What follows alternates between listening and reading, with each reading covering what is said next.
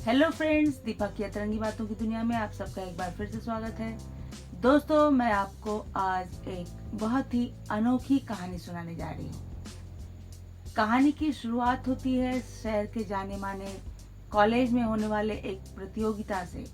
प्रतियोगिता का नाम था मेरी आवाज़ ही मेरी पहचान है। जी हाँ दोस्तों, यह प्रतियोगिता निःशुल्क थी और इसमें कोई भी भाग ले सकता था और जीतने वाले प्रतिभागी को 5 लाख रुपए का इनाम मिलना था। काफी भीड़ इकट्ठा हुई। 10 दिनों तक ऑडिशन चलते रहे। निर्णायक मंडल के सामने काफी चुनौतियां थी। अंततः 2 लोगों को फाइनल राउंड के लिए चुना गया। इन 2 फाइनलिस्ट में से कौन था उस 5 लाख रुपए के इनाम का हकदार, ये जानने की उत्सुकता सभी में थी। इसका अंतिम निर्णय निर्णायक मंडल के अध्यक्ष को लेना था। फाइनल राउंड के कार्यक्रम की शुरुआत हुई।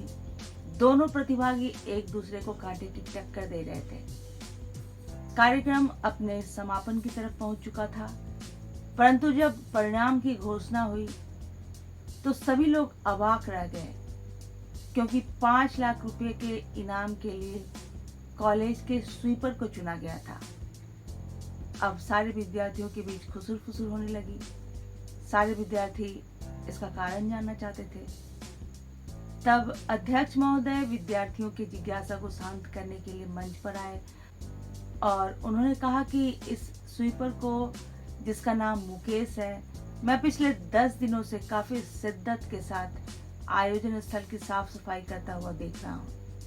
तब विद्यार्थियों ने कहा कि इसमें कौन सी बड़ी बात है भला, यह तो उसकी ड्यूटी है, वो अपनी ड्यूटी कर रहा था और वैसे भी उसने इस प्रतियोगिता में भाग तो लिया नहीं, तो फिर वो इस इनाम का हकदार कैसे हो गया भला। तब अध्यक्ष महोदय ने बड़े ही शांत भाव से कहा कि बेशक इसने स्टेज पर चढ़कर कोई गीत नहीं सुनाया, परंतु सबसे बेहतरीन परफॉर्मेंस इसी का था। अब सारे स्टूडेंट्स की जिज्ञासा और बढ़ गई थी। विद्यार्थियों की जिज्ञासा को शांत करने के लिए अध्यक्ष महोदय ने सीसीटीवी फुटेज को दिखाने का आग्रह किया। मंच पर लगे बड़े से टीवी स्क्रीन पर सीसीटीवी फुटेज को दिखाया जाने लगा। सुबह के 7:30 बज रहे थे। स्वीपर मुकेश बड़े ही शिद्दत के साथ स्टेज के फर्श को साफ कर रहा था। साफ सफाई करके वह सीढ़ियों से नीचे उतरा ही था कि वे दोनों फाइनलिस्ट बातें करते हुए गीले फर्श पर गंदे जूतों के साथ चलने लगे और उन्होंने आवाज देकर मुकेश को बुलाया और कहा कि मुकेश, कितना गंदा है ये फर्श, इसे जल्दी से साफ करो। 9 बजे से हमारे फाइनल प्रोग्राम होने वाले हैं। मुकेश ने मुस्कुराते हुए फर्श को पुनः साफ कर दिया।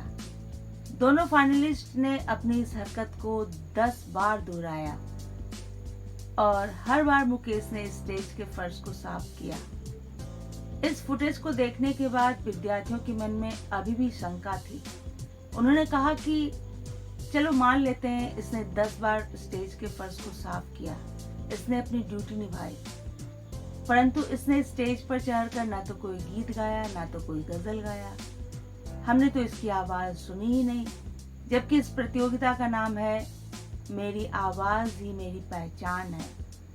तो आखिरकार किस आधार पे इसे इस पुरस्कार के लिए चुना गया है। तब अध्यक्ष महोदय ने विद्यार्थियों को शांत करते हुए कहा कि आवाज का तात्पर्य सिर्फ उस ध्वनि से नहीं है जो हमारे गले से निकलती है, बल्कि हमारे उन सभी क्रियाकलापों से है जो हमसे निकलकर दूसरों तक पहुंचती है। हमारी सोच, हमारी भाव भंगिमा, हमारे क्रियाकलाप, ये सब हमारी आवाज ही तो है जो हमसे होकर दूसरों तक पहुंचती है और हमारी पहचान बनती है। बेशक दोनों फाइनलिस्ट ने बहुत ही अच्छे गीत गाए, परंतु ये भी सच है कि उन्होंने जानबूझकर मुकेश को नीचा दिखाने के लिए ये सब किया था। आप सबको यह जानकर बड़ी हैरानी होगी कि मुकेश इसी कॉलेज के बीकॉम ऑनलाइन कोर्स का छात्र है। कुछ विषम परिस्थितियों के कारण मुकेश ने कुछ समय तक इस प्रोफेशन को चुना तो अवश्य है, परंतु उसकी सुलझी हुई सोच ही उसकी आवाज है और उसकी आवाज ही उसकी पहचान है।